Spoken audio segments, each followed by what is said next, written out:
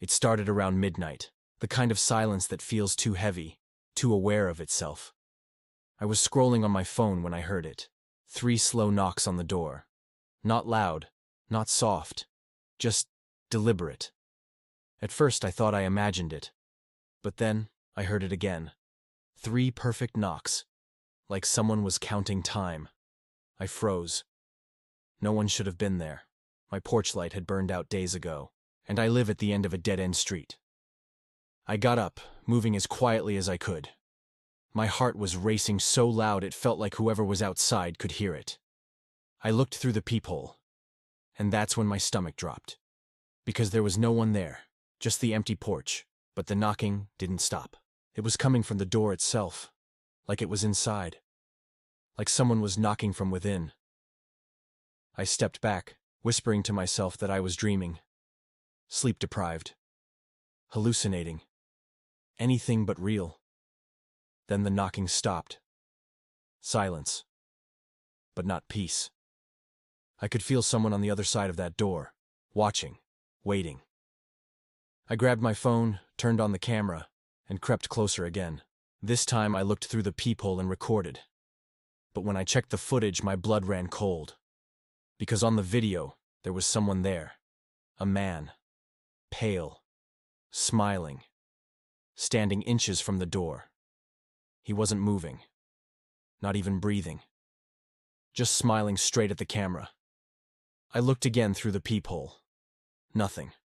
The porch was empty. But on the video, he was still there. Still smiling.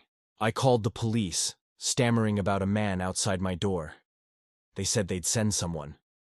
But it took them 15 minutes to arrive. 15 minutes of silence.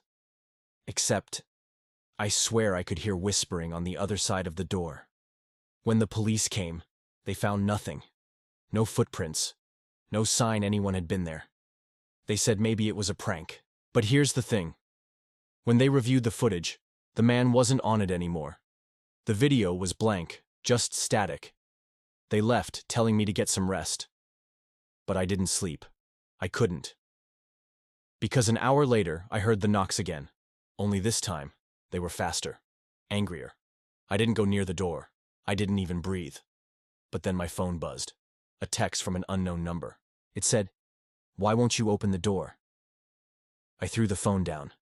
When I looked back at the door, I noticed something new. Light was leaking through the edges of the frame. Not yellow like a lamp, but cold. Blue. Like moonlight underwater. The air felt heavier, electric. And then the knocking stopped. But the light stayed. I couldn't help it. I looked through the peephole again, and what I saw made me collapse. It wasn't my porch anymore. It was my living room. Through the peephole, I saw myself, standing by the door, looking through the peephole. The reflection blinked, but I hadn't. I stumbled back, grabbed my keys, and ran out the back door. I didn't stop until I was halfway down the street. When I looked back at my house, the porch light was on, and someone was standing in the doorway. Not outside it. Inside. And they were waving. The next morning I went back with a friend. Everything looked normal, except the door.